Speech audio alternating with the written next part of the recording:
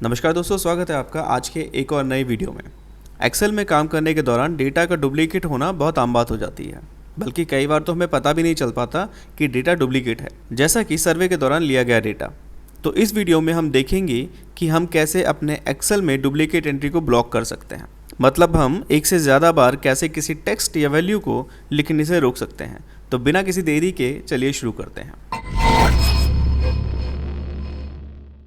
जैसा आप देख सकते हैं मेरे पास एक छोटा सा डेटा है जिसमें मैंने नेम, कॉन्टैक्ट नंबर, डिपार्टमेंट ये सब लिखे हुए हैं। अब यहाँ पर कॉन्टैक्ट नंबर वाले कॉलम में मैंने ऑलरेडी एक नंबर लिखा हुआ है टेस्ट के लिए, और यहाँ मैं चाहता हूँ कि जब भी मैं कोई नंबर यहाँ पे लिखूँ वो डुप्लीकेट ना हो। बहुत सिंपल सी चीज़ है, यही हम चाहते हैं।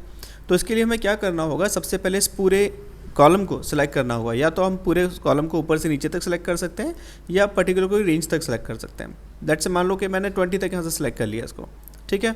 मैं चाहता क्या हूँ कि यहाँ से मतलब C मेरा कॉलम है, C1 से C20 तक मैं कुछ भी लिखूँ वो डुप्लीकेट ना हो। बहुत सिंपल सी चीज़ है, ये तो करना है अपने को। तो इसके बाद हम क्या करेंगे, यहाँ से हम सबसे पहले डेटा टैब पर जाएंगे। डेटा टैब पर जाने के बाद में हम यहाँ से डेटा वैलिडेशन के ऊपर जाएंगे, ठीक है। यहाँ पर चलते हैं। यहाँ जाने के बाद में अब हमारे पास ऑप्शन यहाँ नज़र आएगा एनी वैल्यू। इसको हमें चेंज करके करना होगा कस्टम, ओके। यहाँ हमें एक फार्मूला इस्तेमाल करना होगा, देखो जिससे हम इसको रोकने वाले हैं। वो फार्मूला आज हम यूज़ करेंगे काउंट इफ, ठीक है।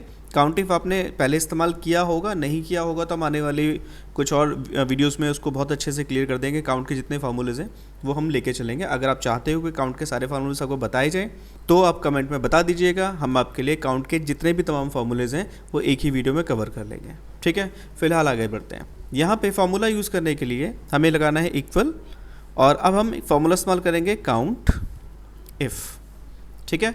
काउंट इफ़ करने के बाद में हमने यहाँ पर एक ब्रैकेट लगाना है। शिफ्ट के साथ में आप 9 प्रेस करेंगे तो आपका ब्रैकेट बन स्टार्ट हो जाता है ना। तो आप यहाँ पर ब्रैकेट स्टार्ट करेंगे। अब जो एरिया आपको ब्लॉक करवाना है या उसमें हमें फार्मूला यूज़ करना है टेक्निकली, तो हम क्या करेंगे, इस पूरे एरिया को सिलेक्ट कर लेंगे।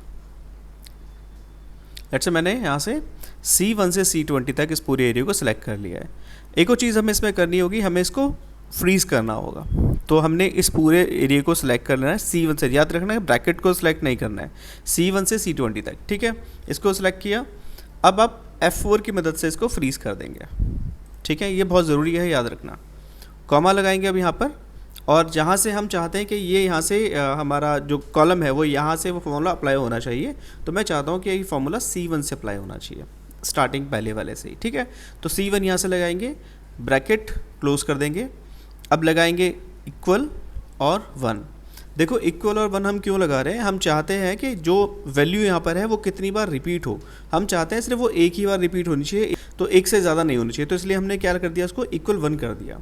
ये करने के बाद में हम इसे ओके कर देते हैं, ठीक है। तो फॉर्मूला हमारा लग गया है, देख लेते हैं एक बार टेस्ट करके।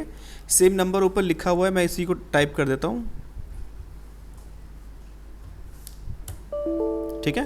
तो अब देख पा रहे हो मैं इसको डुप्लीकेट एंट्री नहीं कर पा रहा हूँ इधर। Done, okay. कुछ और लिख के देख लेते हैं। मैं इस पर एक टेक्स्ट लिख लेता हूँ, ये लिखा जा रहा है, लेकिन इसको जब मैं दोबारा लिखता हूँ तो ये एंट्री नहीं होगी।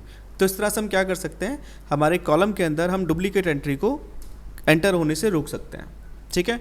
आई होप कि आपको वीडियो समझ में आया होगा, बहुत ईजी है, ठीक है। ज़्यादा कुछ है नहीं। बाकी इसके अलावा भी कोई और अगर प्रॉब्लम आपको नज़र आती है तो आप मुझे कमेंट करके पूछ सकते हैं। मिलते हैं अगले वीडियो में, तब तक के लिए सायोनारा।